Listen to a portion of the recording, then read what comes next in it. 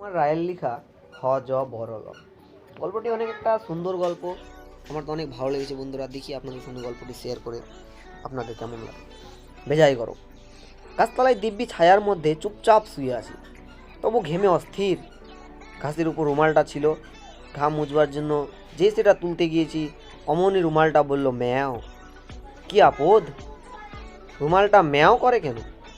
চেয়ে দেখি রুমাল তো আর রুমাল নেই, দিব্যি মোটাসোটা লাল টকটকে একটা বিড়াল গোপ ফুলিয়ে প্যাট প্যাট করে আমার দিকে তাকিয়ে আছে।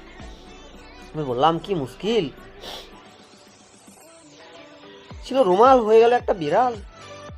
অমনি বিড়ালটা বলে উঠলো মুশকিল আবার কি, ছিল একটা ডিম হয়ে গেল দিব্যি একটা প্যাকপ্যাকে হাঁস। তো হামেশাই হচ্ছে। আমি খানিকক্ষণ ভেবে বললাম তাহলে তোমায় এখন কি বলে ডাকবো? তুমি তো সত্যিকারের বিড়াল নও, আসলে তুমি হচ্ছে রুমাল। বিড়াল বলল বিড়ালও বলতে পারো, রুমালও বলতে পারো, চন্দ্রবিন্দুও বলতে পারো। আমি বললাম চন্দ্রবিন্দু কেন? মানে বিড়ালটা তাও জানো না, বলে এক চোখ বুজে ফ্যাচ ফ্যাচ করে বিশ্রী রকম হাসতে লাগলো। আমি ভারী অপ্রস্তুত হয়ে গেলাম। মনে হলো ওই চন্দ্রবিন্দুর কথাটা নিশ্চয় আমার বোঝা উচিত ছিল। তাই থতমত খেয়ে তাড়াতাড়ি বলে ফেললাম, ও হ্যাঁ হ্যাঁ, বুঝতে পেরেছি। বিড়ালটা খুশি হয়ে বলল, হ্যাঁ এই তো বোঝাই যাচ্ছে, চন্দ্রবিন্দুর চ, বিড়ালের তালুবস্ত, রুমালের মা, হলো চশমা। কেমন হলো তো? আমি কিছুই বুঝতে পারলাম না, কিন্তু পাছে বিড়ালটা আবার বিশ্রী করে হেসে ওঠে, তাই সঙ্গে সঙ্গে হু হু করে গেলাম। তারপর বিড়ালটা খানিকক্ষণ আকাশের দিকে তাকিয়ে হঠাৎ বলে উঠলো, গরম লাগে তো তিব্বত গেলেই পারো। আমি বললাম বলা ভারী সহজ, কিন্তু বললেই তো আর যাওয়া যায় না। বিড়াল বললো কেন, সে আর মুশকিল কি? বললাম কি করে যেতে হয় তুমি জানো? বিড়াল একগাল হেসে বলল, তা আর জানি না, কলকাতা, ডায়মন্ড হারবার, রানাঘাট, তিব্বত, ব্যাস সিধে রাস্তা, 1.25 ঘন্টার পথ, গেলেই হলো। আমি বললাম তাহলে রাস্তাটা আমায় বাতলে দিতে পারো? শুনে বিড়ালটা হঠাৎ কেমন গম্ভীর হয়ে গেল। তারপর মাথা নেড়ে বলল, উহু, সে আমার কর্ম নয়। আমার গেছো দাদা যদি থাকতো তাহলে সে ঠিক ঠিক বলতে পারতো। আমি বললাম গেছো দাদা কি, তুমি থাকেন কোথায়? বিড়াল বলল, গেছো দাদা আবার কোথায় থাকবে, গাছেই থাকে। আমি বললাম কোথায় গেলে তার সঙ্গে দেখা হয়?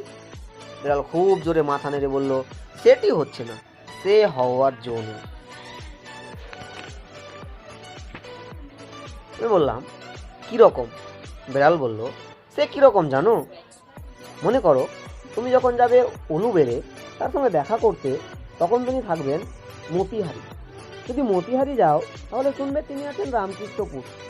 আবার সেখানে গেলে দেখবে তিনি গেছেন কাসিম বাজার। কিছুই দেখা হওয়ার জো নেই। আমি বললাম তাহলে তোমার কি করে দেখা করো?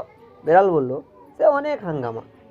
হিসেব করে দেখতে হবে দাদা কোথায় কোথায় নেই, তারপর হিসাব করে দেখতে হবে দাদা কোথায় কোথায় থাকতে পারে, তারপর দেখতে হবে দাদা এখন কোথায় আছে, তারপর দেখতে হবে সেই হিসেব মতো যখন সেখানে গিয়ে পৌঁছাবো তখন দাদা কোথায় থাকবে, তারপর দেখতে হবে।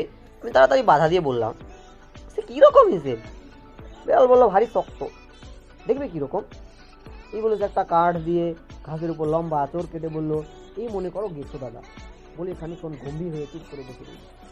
তারপর আবার ঠিক তেমন একটা আঁচড় কেটে বলল, এই মনে করো তুমি। বলে আবার ঘাড় বাঁকিয়ে চুপ করে রইল।